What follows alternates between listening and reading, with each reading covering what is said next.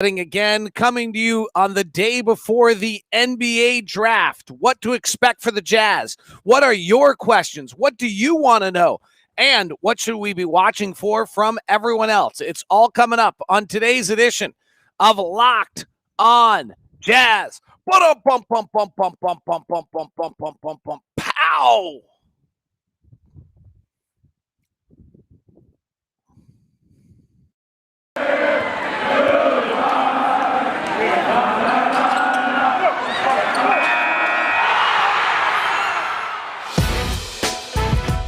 It's the Locked On Podcast Network, your team every day.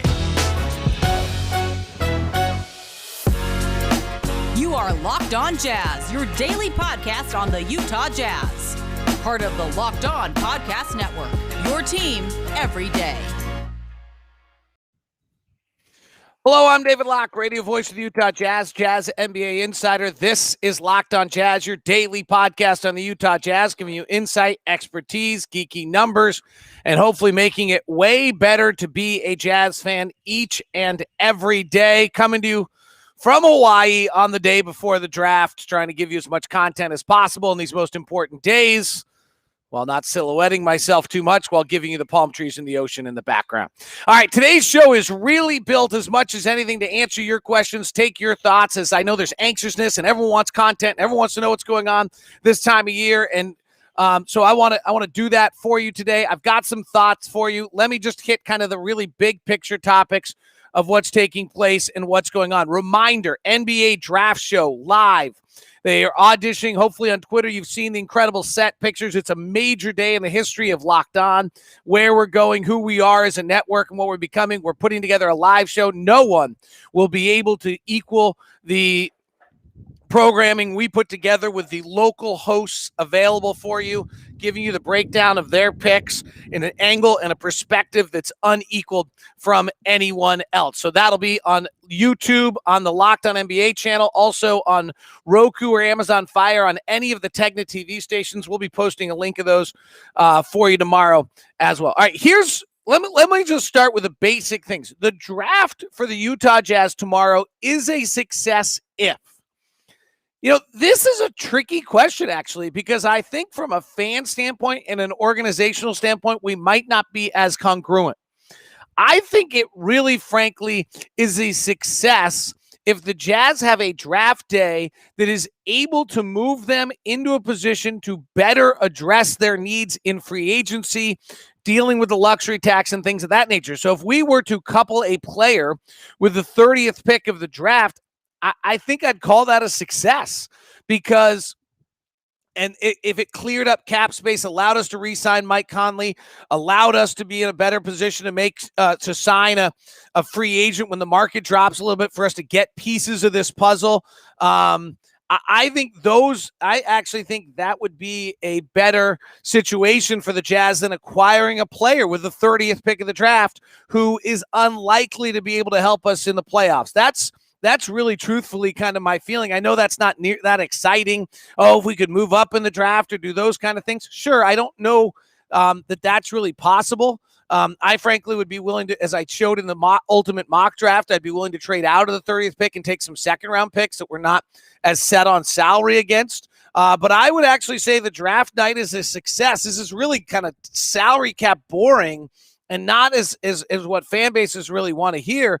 Is I actually think that it would be a success if the Utah Jazz take their 30th pick, couple it with a player, clear out some space on their luxury tax burdens, and be able to give themselves some more flexibility in free agent to acquire players that could be more helpful to them in their playoff run. Now, I know that's no fun. Now, on the other end, hey, if we're going to draft a player, then I think it gets really interesting. Are you trying to find, like I talked about Herb Jones yesterday, who I really liked.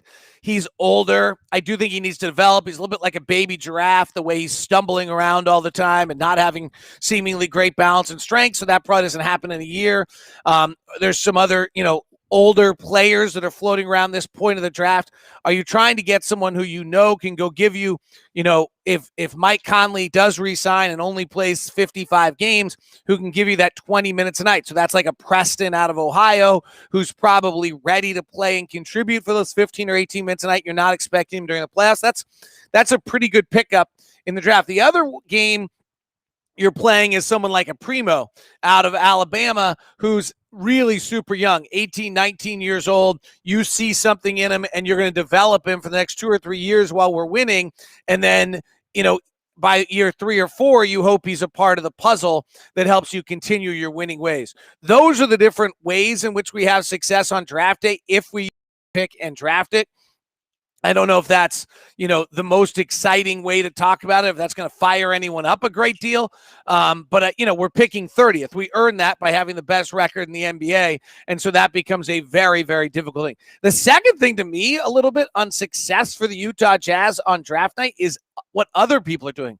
I read about, the Golden State Warriors suddenly using their picks to move up and get Jalen Suggs from the 4th pick. And I'm like, or them making a trade and getting like Pascal Siakam. And I'm like, like the Lakers trying to piece this thing together and trade Kyle Kuzma and Kentavious Caldwell-Pope with and be able to get a major piece. Like, that's terrifying to me. DeMar DeRozan having the market drop out and end up signing with the Lakers for the mid-level or tax mid-level exception. Those are the things that make me very, very nervous when I look at this draft, more so than the Jazz having successes.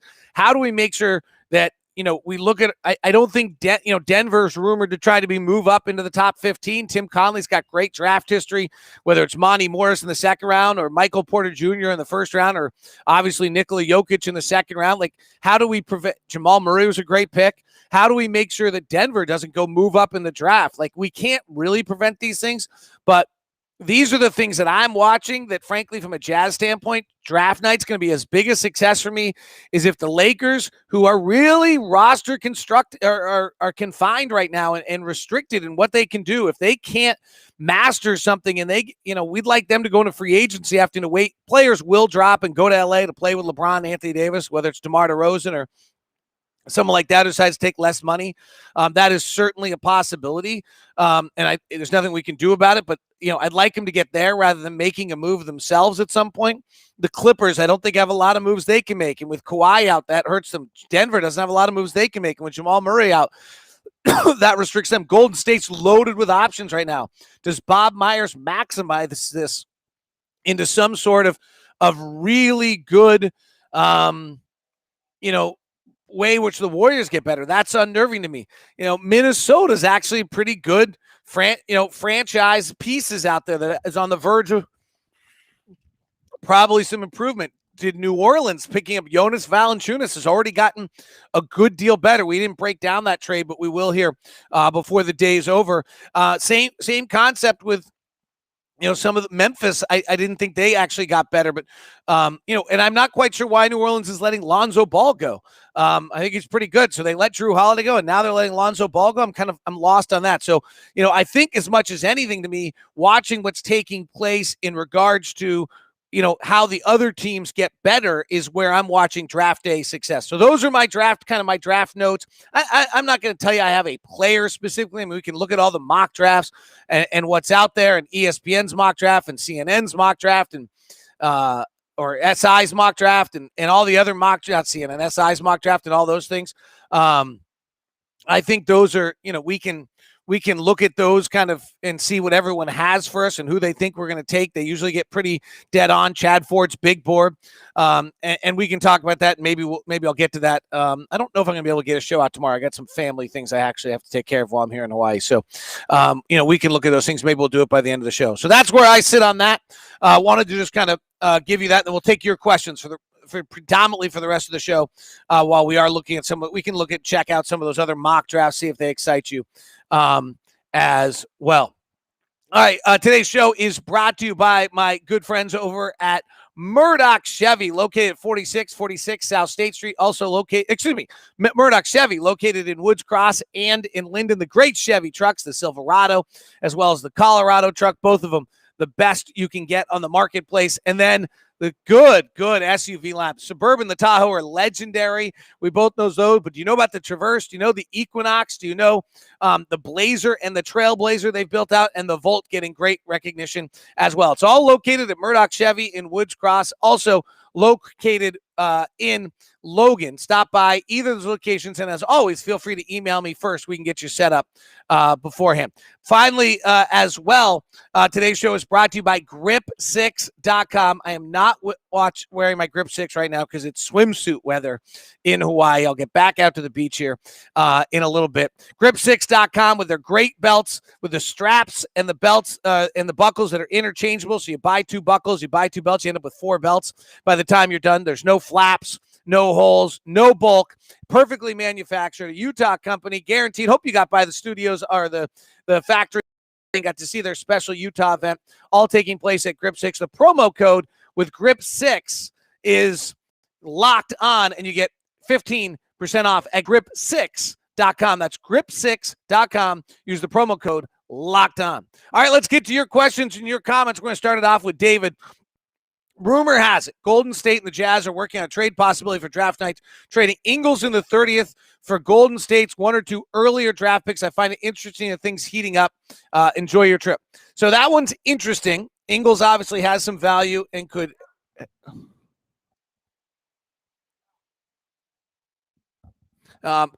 be able to help things out a little bit in that regard. So we'll see whether or not they're able to get that done. In addition, I had not heard that rumor. If that's giving the Jazz a young piece, probably an athletic piece that they really like in that circumstance. So we'll see whether or not they're able to get that deal. That's an interesting one. That would also there's some pieces missing in that just as I look at it, because I don't know. Golden State's over the tax, and Ingles with a $10 million salary, we'd have to be taking back $10 million salary. And I'm not sure that I think that Ingles is garnering that kind of an earlier pick on that. So, David, I haven't seen that rumor, but they're always fun to talk about, and I'm not sure what's going on with that. So we'll see. Ingles and 30 for Kuzma and 22. It's interesting. What are the Lakers? So that implies that Ingles is better than Kuzma. Because you're getting a better pick than Kuzma. And the Lakers could see Ingles as a ball handler. It's interesting. I mean, the question there would have to be whether or not Ingles is better than Kuzma. In your mind, salary-wise, again, I don't think this is getting much help for anyone. I'd have to look at Kuzma's salary here, which I'm doing as we look it up. But my memory when looking at him, I mean, the Lakers are interesting because the Lakers really just have 2 pieces that they're able to move in this and not anymore. And what they have in that direction, Kuzma is making 13 this year with a player option for 14 next year. And he's got 13. So Kuzma's got 2 years on his deal. Ingles has 1 year on his deal. Ingles is actually making less money than Kuzma. So we wouldn't be saving any money on that one. We'd actually be taking on a lot more money on that because Kuzma's at about $3 more million. So it's an interesting idea. Again, the premise on that would you'd have to believe that Joe Ingles is better than Kyle Kuzma, and you'd have to be willing to take on more money than you have. Let's get to the next question. Can the Jazz get better while also shedding salary? Hard to do, right, Todd? I mean, that's certainly. I think there are some possibilities where they can do it. I don't know. They can change a little bit. So, is there something where George Niang signs somewhere else and gets signed, and then they have a player on their roster who actually fits, you sign and trade and you bring in a cheaper player that can actually help you in some regard. Is there you're shedding salary, but you're adding with your luxury tax, mid-level exception, you're adding kind of an established veteran player. Instead of using your minimum salaries on draft prospects or players that you've drafted, you're developing. I brought up Frank Ntilikina the other day. I thought that's an interesting player. I think Rudy Gay is going to float around on the market a little bit.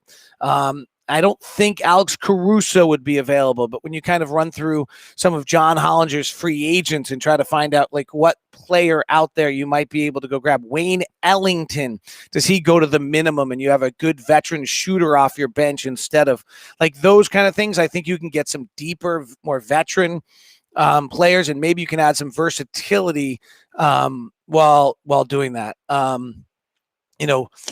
Getting better.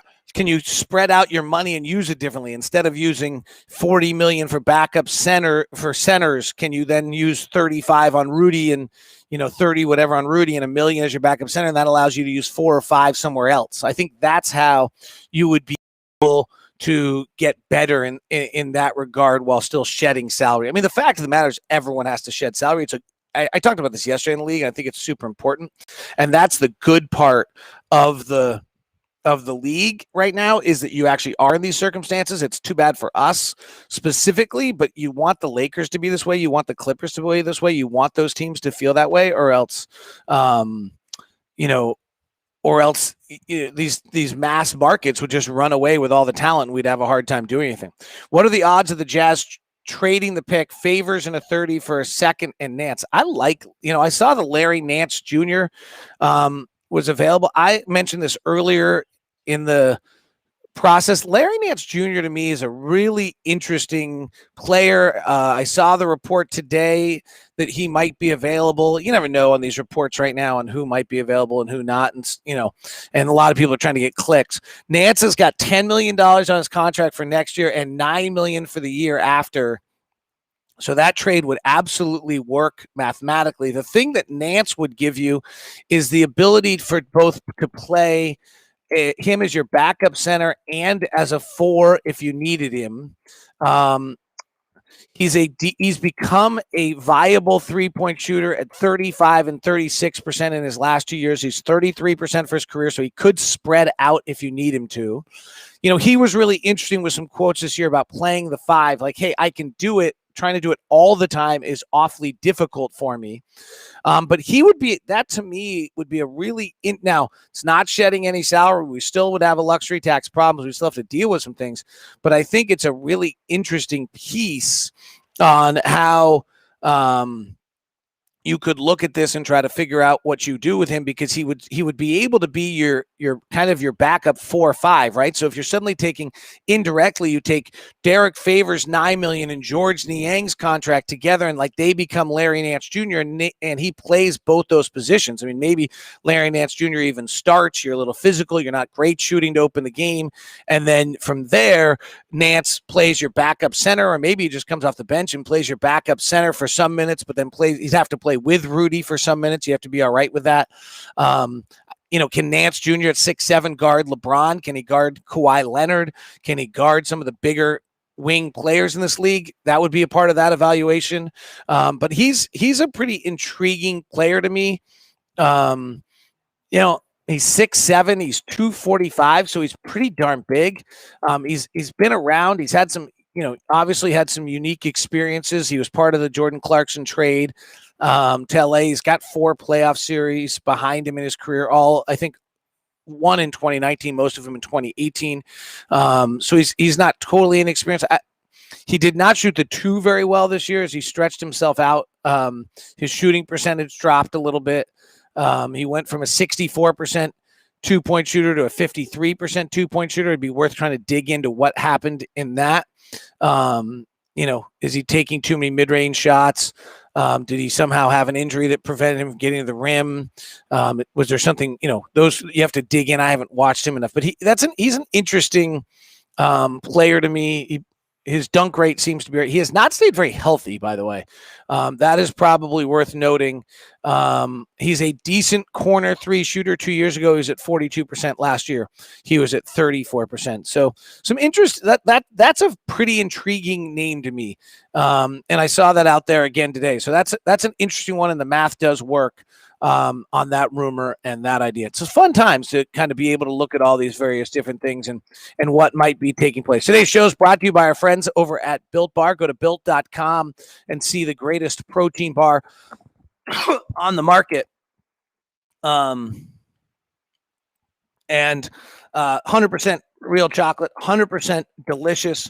The toffee almond is gone. Hopefully you got a chance to get it yesterday. Orange, strawberry, coconut, mint brownie, salted caramel, raspberry, double chocolate, cookies and cream, and cherry barcia are all available for you. And in addition, 130 calories, 2.5 fat grams, 4 sugar grams, 6 grams of fiber, and 17 grams of protein. It seems too good to be true, and it tastes that good as well. It is Built Bar. Check it out, builtbar.com. Go to the promo code LOCKED15, gets you 15% off at builtbar.com. Today's show is also brought to you by Rock Auto. Our good friends over at Rock Auto treat you the same whether you're a do-it-yourselfer or whether you are a professional, a family-owned business for 20 years, helping people with online auto parts and giving you amazing prices. So save time, money when using Rock Auto. Why choose to spend 30, 50, or even 100% more by going to a chain store or a car dealership? Rock Auto is a family business serving you best with reliably low prices for every customer. They have everything you need: brake pads, tail lamps, motor oil, even new carpet. We encourage you to discover every part your car will ever need at rockauto.com. Make sure you tell them how you heard about a section. Put Locked On. Amazing selection, reliably low prices, all the parts your car will ever need. It's rockauto.com. By the way, one other note: the Ultimate Mock Draft is still available on the Ultimate Mock Draft feed. You can grab that, and then remember the live show coming to you Thursday. Let's continue with your questions. Really good so far. Coming to you live on all platforms today. We'll be on just YouTube here very shortly, so make sure you go subscribe at Locked On Live to join. But today I wanted to give everyone a chance, so I threw a pick. I threw it out there to you on Periscope and all this.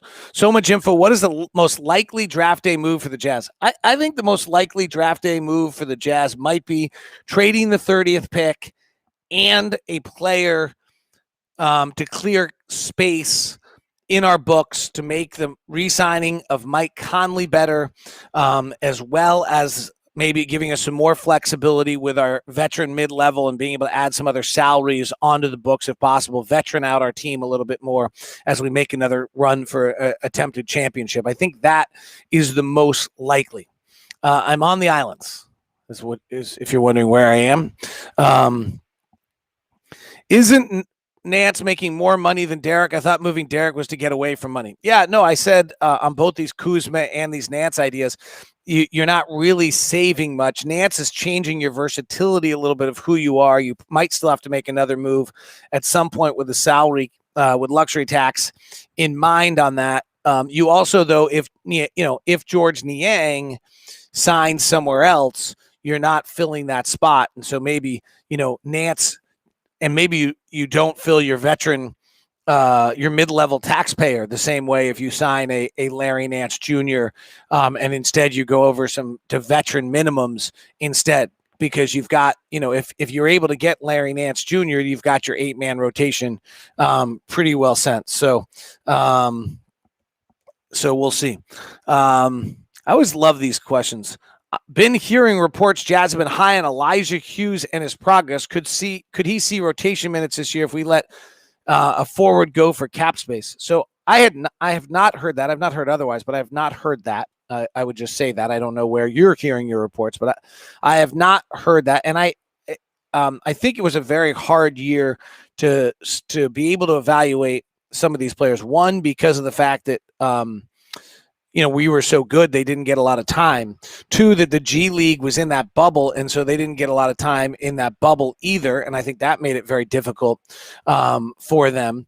And then the third one, that I wasn't convinced personally on Elijah Hughes that he ever made the adjustment from being a high usage collegiate player into a complement on a team in the NBA. And that's hard for him because he didn't play with primary guys. So usually his time was garbage time or blowout minutes. And in blowout minutes, he was able to do A lot of, he was able to just kind of go shoot and take those possessions and use those possessions.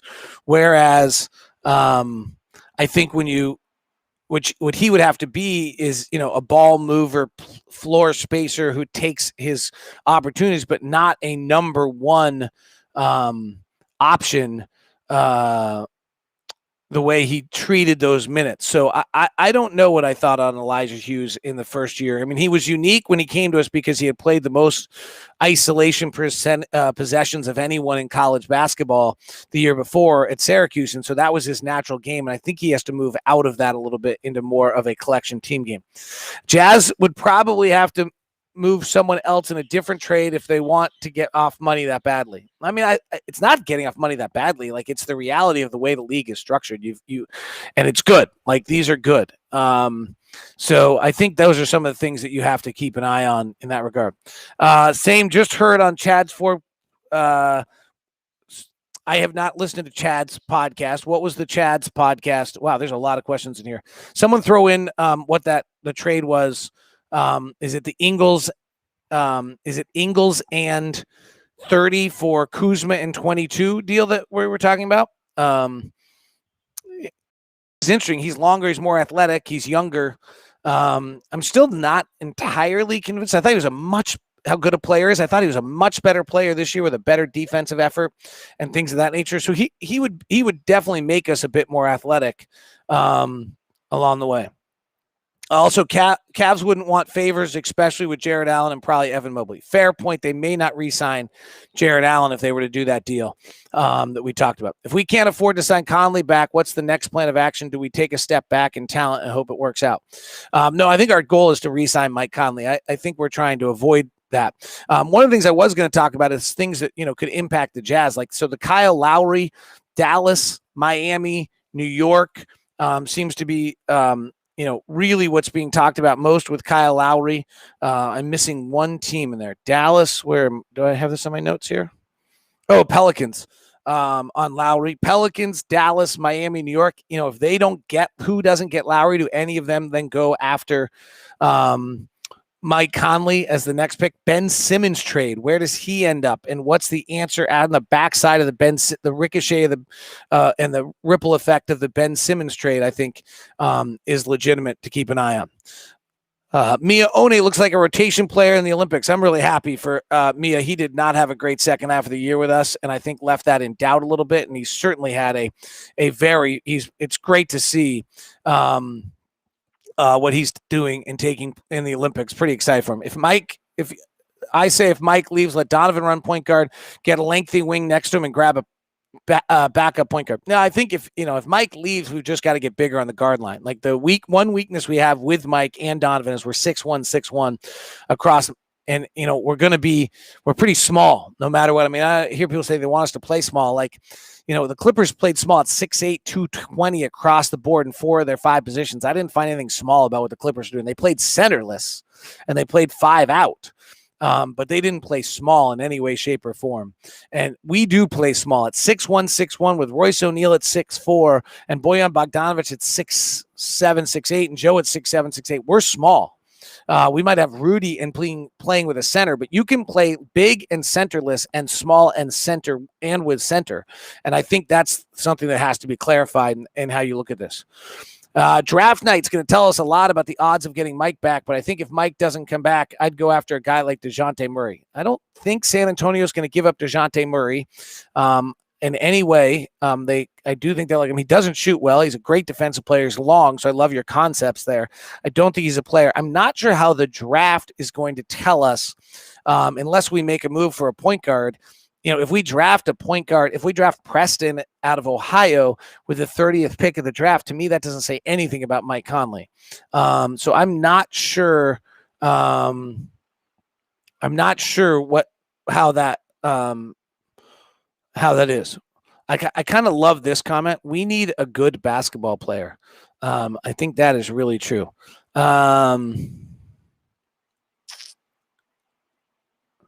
Brad Lloyd wants to know any trade packages with 30 that makes sense for Utah. So it depends what you're asking for makes sense. I mean, in a lot of ways, you're probably trying to move 30 to clear space luxury tax. It's a boring way to talk about it. The other angle is that you're moving 30 so that you can end up being able to, move up in the draft. Doesn't seem likely that we have those pieces. So I don't think we're going to get vastly better tomorrow out of the draft. And I think that's a huge part of it. Curious what you think of Joe 6'7" or Joe Wiskamp. Oh, I thought you meant Joe Ingles. He's an interesting player. I've heard a lot about it. I haven't watched him a lot. I got to look at his numbers. I'd be really curious to see what Pelton's numbers had on him. Pelton's numbers had some really interesting thing, and Pelton's always super, super good at that. Final trade rumor before we close up the show. Boyan and the 30th pick for PJ Washington. Can the Jazz renounce protections on the 22nd first we sent to open up later picks? The Jazz would actually, I think, have to reacquire the pick from Memphis to be able to do that, is for what I'm hearing. All right. Thanks very much. Appreciate it. Hope everything is good. And I will keep you up to date tomorrow. We'll see what my situation is. I've got some parenting to do, and we've got the live draft show coming to you from WFAA. So that will be awesome. Make sure you grab it. It should be a super cool show, and I look forward to bringing it to you as a major step in Locked On tomorrow on Locked On NBA with Chad Ford, Rafael Barlow on the desk with John Corrales, and all of our local experts. So make sure you put that in your plans. Thanks very much for tuning in. This has been Locked On Jazz from